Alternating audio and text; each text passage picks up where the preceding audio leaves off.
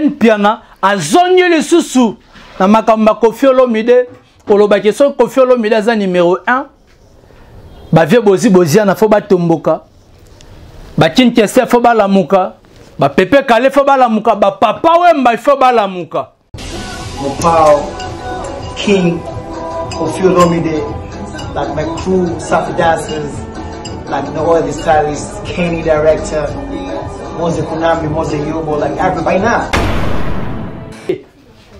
Koffi Olomide alobi aza numéro 0000. Makamaba numéro 1 oyo ezo sala ezo balola batu mutu. Parce que Ken Piana Koffi Olomide a fait 20 ans de succès na musique na biso. Abeta kati lo musique. Ken Piana tango zoloba que Diamond a expliqué Koffi Olomide ndenge bazwaka ba trophée. Kaibisa ke ba vérité. Je ne sais pas. Soki olingo mema batu wapi parce que Koffi Olomide alobaki secret wana atangaki kombo nati lokole na kati. Fali Ipupa bakobimisa album Nzela moko na Héritier Watanabe. Bakobimisa album Nzela moko na Héritier Watanabe le 18 décembre. Mais Ken Piana a komi ko créer yango ba problème. Yoka message à Bawario. Ken Piana tika polémique Fali aza na besoin na yango te. Fali aza déjà Fali. Et puis deuxièmement, ok, plus loin. Tellement Weranson a posté générique Héritier, Ken Piana, et Romo créé le problème que Héritier Watanabe abane kokosa Jibem Piana. Ken Piana tika polémique, tika Héritier sur bim album naye et tombé même date na Fali pour peser ma bêtise. Depuis RDC zala RDC. Koffi Olomide a sala ba succès ya danger. Oyo ngai na Ken toyebi. Monatie botalelanga Congo température ya maman Rosette la fleur na dambu Congo température eye na mopepa sika ya tobina e Congo température eye na mopepa sika ya tobina e Congo température. Merci beaucoup, vous suivez Congo Température partout dans le monde entier avec votre humble serviteur héritier Iboula Mouyaka ya solo bakisela président ba les défenseurs vitesse wapi na ndenga mukete ba Joël Noël na ba nyoso bazolanda héritier Iboula. Na ebite boza tellement belé bolinga héritier Iboula. Balobi mbutu koti na musique congolaise. Mbutu koti na musique congolaise désordre o balobaka ndenga mukete. Moto na moto comme système côté on ba benda koni côté on ba zong sa koni na moto. Mu pepa mabe ye na 2021 honnête mu pepa mabe net aussi ça 2020 mu pepa mabe makamba ba nombre de vie makamba ba bia ba concert to yebite to za kotende wapi parce que batu musupe ba beta ba concert to mona ba ndule belé betama batu ba pesa ba billet o to yebaka ba prix ya ba billet to yebaka ba prix ya billet na ba concert betama na Kinshasa polémique komi kokota tina ba billet ya ba concert o ya libanda ya mboka tebi ke jiba beta da ba concert ba $50 Koffi Olomide beta ba 200 Weranson na beta ba 150 ba 100 ba Fali ba nani donc le lombutu ba faire rigolo ba beta ba concert wana Héritier Watanabe on n'en parlons pas mais mbutu koti na ndenga mukete. Je dis merci beaucoup à maman Rosette et la fleur d'Ambour. Pourquoi pas le tout puissant champion Adel Mokonza Mboka tozali na téléphone to solo litro Mokonza Mboka. Merci beaucoup à Drisha Motomètre Bebazi Beba. Tchafouin Omona mon vieux de tout le temps de tous les jours. Je dis merci à Makonda à Mouta Geraka ba faire courante à Kinshasa awa donc mon vieux à Drisha Motomètre Bebazi Beba. Tchafouin Omona pourquoi pas Christian Massamba mon ami au sala bwendengeni. Merci beaucoup à Julia Julia Florida, je te salue Julia Florida. Motomoro bien Toroza non lobby et repesa sous makambo. Julia Florida, je te salue. Ba Joël Noël na bino nyonso 3L le magique Loti Salongi Lufakenda. Ya Rosan la Taylor, pourquoi pas Beloti Ilunga grande dame depuis Loufou. René Koti la Carl Lewis Air France. mon vieux ba fait ta nouvelle là moi geste ça la bien. Air France toujours. Bruno Lubi Kambonga propre. Sandra Wangata, maman na petit bon junior et Broly 10 à match. Isaac Monga papa na Benol. Merci beaucoup. Na maman pasteur, maman Emily Mayala depuis Londres. Merci na bañonso, bazo soutenir héritier Iboula. Merci beaucoup na Yansi Nabile, le maman sociale, je te salue. Motema Angelos Mobala Pembe. Merci na bañonso, bazo soutenir héritier Iboula de près ou de loin. Bato bazo remercier, bato bazo féliciter pour Moussala Oyo et Kende Liboso. Merci beaucoup. Tant que directement na makambango neza rokende, makambango neza rokende. Totanga no message à ba Warriors o batindeli Ken Piana. Pourquoi? Parce que Ken Piana zo tia polémique ya makasi. Après Mbutali Kasu, à côté polémique ya makamba trophée, Ken Piana a zonye le susu na makamba Koffi Olomide. Koloba keso Koffi Olomide za numéro 1. Ba vie bozi na fo ba tomboka. Ba Kinkese fo ba lamuka. Ba Pepe Kale fo ba lamuka. Ba Papa Wemba fo ba lamuka. Depuis RDC zala RDC. Koffi Olomide a sala ba succès ya danger. Oyo ngai na Ken toyebi. Yora message à Bawario. Ken Piana. Tika polémique Fali aza na besoin na yango te. Fali aza déjà Fali. Donc, tika bakombo ya ba musicien mususu. Eza comment eza comme que Falinde biso ba wario tolingi buzo ba te. Parce que toza concentré na sortie ya Tokos de ya le 18. Ken Piana balobi tika bakomba ba ministère batu muso esa loko ke Fali muto otinda yo mais Fala za na posa na ngote Fali Ipupa bakobimisa album Nzela moko na héritier Watanabe bakobimisa album Nzela moko na héritier Watanabe le 18 décembre mais Ken Piana akomi ko créer yango ba problème akomi ko loba alinga loba mabe héritier Watanabe alobini na message na ye soki héritier Watanabe aswana na ewe ranson te ndela yebi te so alinga koloba nini ça dit beaucoup ma musuto sala ngo na saba kwiti te avant to matali na plateau to meli ba whisky to meli ba bière après to ye to bandelo ba n'importe quoi faut salara émission sala normal ozo réfléchir to réfléchir ça na saba kwiti te so to réfléchir na saba kwiti ezo sala mabe makasi générique héritier Watanabe l'album mi 11 000 de morts yolobi oyoki ba percussion lokola ya kakol mutabeti yango za titina Al Capone mutabeti yango Alvarito solo pa beti wana ya monimo ba pardon Alvarito wasenga pa Fali Ipupa a gratter pepa héritier Watanabe Alvarito solo Ken Piana tika polémique tika héritier soko bimsa album na ye et tombé même date na Fali Ipupa za mabete héritier za moto na tembe héritier beta rapé musique tokota la suka tokota la début na fin maramningo rokende eza polémique à musique eza rivalité à musique ce n'est pas que non yoko mako créer yango oko mako tanga kombo héritier lokola héritier za na problème na yo otanga kombo héritier lokola héritier za na problème na Fali Ipupa toi na bo solo na musique 2021 oh dénonçons nous vivons toi dénoncer ba musicien o ba sala musala kitoko ba musicien o ba sala musala mabe toza na posa na bangote toi na posa na bangote toi na posa na bangote héritier Watanabe abeti mi 11 000 de monde na abeti kitoko désolé déjà c'est bon et beti bien générique bimezo robeta na ba bar déjà c'est bon sikoyo polémique nini o rotiela batu ya koloba n'importe quoi na kombo ya héritier et puis deuxièmement ok plus loin tellement Weranson a posté générique héritier Ken Piana et Romo créé le problème que héritier Watanabe abane kokosa JB Piana et ça un message mo batindi avant na kota na détail wana bamelisaka mwana ya batu libele na se ya ponyite potanga kolamuka autuna papa na ye. Ça dit beaucoup, c'est un adage. Fallait Poupa à solara bien à Weranson.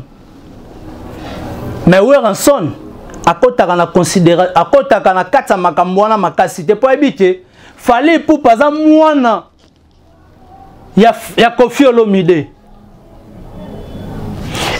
Héritier Watanabe aza mwana ya Weranson. Frère Gola aza mwana ya Weranson.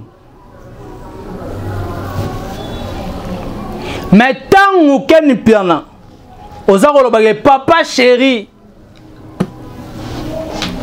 héritier au kosayo au mon héritier te nga zo reconnaître papa na e et à lokola eza lokola ozokotisa poto entre relation ya Weranson et héritier Watanabe na Jibem Piana. Jibem Piana katipa kokolo Ken Piana oyebi bien nengo zara na papa chéri nengo za koma Ken Piana oyebi ntika okotsa poto entre héritier Watanabe na Jibem Piana. Ngai naza contact na Blaise Makoso wana. Blaise Makoso tozana contact.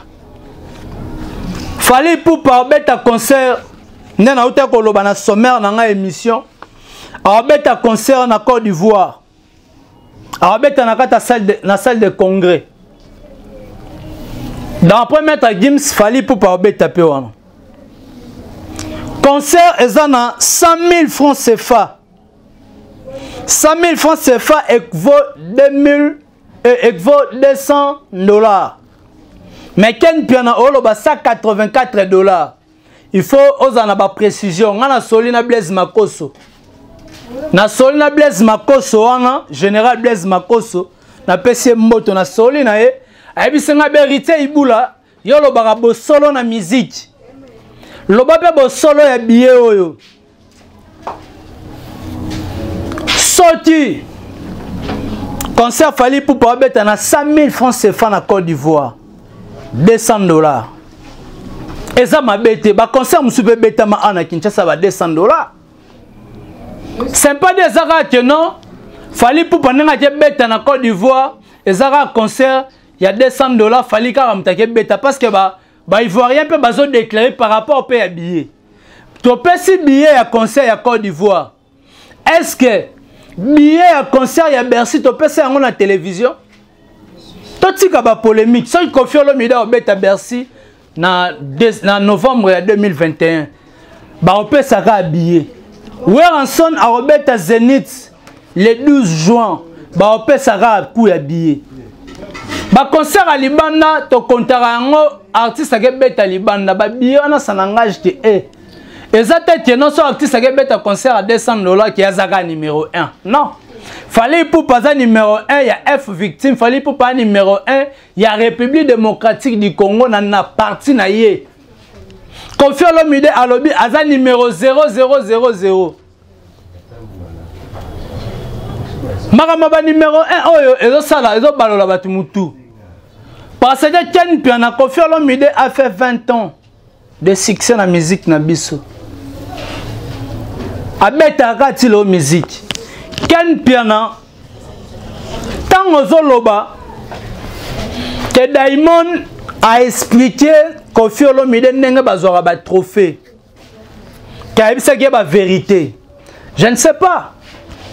Soki olingo mema batu wapi parce que Koffi Olomide alobaki secret wana atangati kombo nati lokole na kati ayebi yango ndenge kendaka. Koffi Olomide basakani na ba vie asakani na ba vie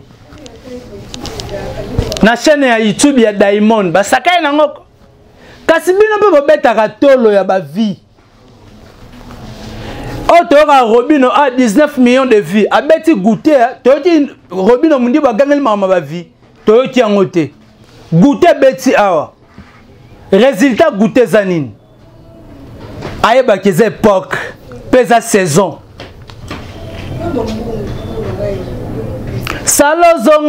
salozonga na kolela sokozongi te okoyoka sangwa milelo po ata kutu moto ya betaka mbonda po ata kutu moto ya betaka ngonga ya katoliko soka bote mekaka soka belia kotie sede menamu te alidor menamu te je t'adore Ken Piana lobi Koffi Olomide azwa trophée na Nzemba Lidor azwa trophée na Nzemba Lidor mais ebite ke Nzemba wana na ba trophée na biso ya kina ozwa azwa pe na Freemat so ebe azwa ozwa lelo a to lancer ba Warriors nyonso babike to lancer opération to pesa artiste disque d'or to pesa pe Grammy awa to pesa ba makambo ebele totika débat ya makambo ba trophée parce que Ken Piana kozongisa polémique ya Koffi na Fally Ipupa te parce que Koffi Fally aza mwana ya Koffi Olomide mutu asala te Fally ayebana na miziki na biso c'est Koffi Olomide mutu abimisa Fally c'est Koffi Olomide preuve ane apesa Nzembo o ebimisa ye effervescent Laurent Tambolaka lokola extraterrestre Laurent Titoko chéri yeye sukali na ye letiata oya mafuta nzoi ayemba yango ebimisa Fally Ipupa ayo oyemba certaines chansons na kati ya nini ya quartier la te ndenge moko na faire gola nenga bima na Nzemba vita imana mupepe akosakana te faire gola le 18 décembre tu évite faire gola c'est aux à l'avant tu es à la même date a lancé le biso chanson Alita Chamala Nzembo wana so vocal se pelisanga bolingo o mati de gola salaka bolingo na kofingo mabe parti wana na lela Nzembo wana na nenga mukete toyoka yango ekobima na générique faire gola déjà dans la tournage il y a clip il y a générique il y a harmonie donc c'est le scrum Poutine na ba commentaire mutu moko komi Ken Piana lutela biso pe c'est le azolala pourquoi tolinga ba polémique c'est le rozanga place olala c'est le na na bandal o batunyo so bayebi na solongo le pong na bandal soto luka place c'est le azolala na ndenge nini poni batu bozanga bilobela boni bo créer ka ba polémique. On sait très bien que non, c'est le avec Fally Ipupa et Simbarate. Baso la bien té. Parce que c'est le azati clair au lobate. L'émission moro Fally Ipupa leka. Aloba boya ke bayemba nae Nzemba orthotanasie. Mais il y a des images où ezati bayemba ba omba ba bengana ba frérot. Oh batu bayebi Nzemba orthotanasie. Mais balobi que c'est le lobby que Fally a nié yango émission ba ke bayemba na eti. On sait très bien que ça ne colle pas. Mais tout ce qui va polémique le place nini au artiste ana zolala. Ça n'est pas de sens. Artiste ça y est préparation. Il y a album na bango harmonie o bango tout ba ocha banzembo. Ba ocha banzembo. L'album harmonie o eza produit par Ferrego la Jésus de Nuance. À reconnaître valeur ya ba ami na ye. Ba ye man album meza ambition na ye. Nenga Weranson a luka pe abetsa concert moko na poto wana ba sienyo sa wenge musique à maison mère. Na Ferrego la a welisi pe asala masolo na ye. Donc Blaise Makoso merci.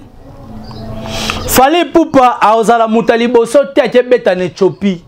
Parce que Papa Wemba a tambola a beta ba concert. Parce que après Côte d'Ivoire, l'artiste Fally Ipupa se produire na Éthiopie. Et ça contrat. Artiste bakoma na ba place musute so contrat wana eyete. Bakoma na ba place wana te so contrat te so contrat ye artiste okoma na Malawi okende ko beta. So esenga kende ko beta na Maroc okende ko beta soki producteur amonani obeta. Ya lokwa ne weranson na obeta Dubai. Abeta un mois na kata Dubai na Oman kuna. Eza producteur amonana ki. Donc c'est un peu ça. Totika motema mabe ego sala bien te. To commis vraiment na sous émission avant na chiter les gens disent quoi? Bato balobi ke Koffi Olomide na chaque interview au Koffi Olomide salaka abimisa ba parole blessant contre Fally Ipupa. Il y a un héritier dans le bateau, pièce contre pièce. To la tissa, to loba. Koffi Olomide n'intervient dans le lobby mabe, il a Fally Ipupa. Parce que tout le monde a noté, Fally Ipupa, les qui na TV à lobby mabe ya Koffi Olomide. Kaka batu mabe, ba mona ka ya Koffi Olomide. Mabe nini o Koffi Olomide à lobby. Boya nango pièce contre pièce que Koffi Olomide mabe boye pona Fally. Boti okotsa mbulu yeke boti okotsa bitumba entre Koffi Olomide na Fally. Boye bi Koffi nenga zalaka. Gamo pa ona ba polémique aboyo ba Fally ya na ndako. Image tamboli ken piano to kanyi munoko mbala moko. Mbutalika su to kanyi munoko mbala moko parce que Koffi restera Koffi. Fally Ipupa vit chez Koffi Olomide parce que bimisa biloko yazo biloko belé et pas Koffi. Tobo sana ngote. Merci beaucoup, c'était là votre humble serviteur héritier Iboula. Moi Nantsuka na bango nyonso président ba les défenseurs otolobaka vité so wapi. Merci beaucoup na maman Rosette la fleur d'Ambour. Pourquoi pas à le tout puissant Mokonza Mboka champion Wadol depuis La Rochelle. Merci beaucoup à Drisha Motomètre Bebazi Beba. Merci beaucoup. Na René Coty, la Carl, oui, c'est Air France, toujours mon vieux. Pourquoi pas Christian Massamba, Yannick Fumunseke. Merci beaucoup à mon président Bruno Lubi Kambon, à propre. Sandra Wangata, maman, na Petit Bron Junior et Broly, 10 à match. Merci beaucoup à Belle-Fille ou Toutala. Motema Dadi, mon garçon capable, à Moussen Zazate. Isaac Monganga, papa, na Benol. Merci beaucoup na 3L magique à Lotis Selong Ilufotienda ya Rosin la Taylor Beloti Ilunga grande dame. Je dis merci beaucoup na musée na sima caméra, pourquoi pas à Hervé Bossitampen et Tolomo ya Mobile, il veut dire vraiment merci beaucoup à Bekam Chiboui Tomonani Soti Nzambe Azondi Nanute play Monatie botalelanga Congo température, ya maman Rosette la fleur, Nadambu. Congo température, eye na mo pepe asika, ya tobina e Congo température, eye na mo pepe asika, ya tobina e Congo température.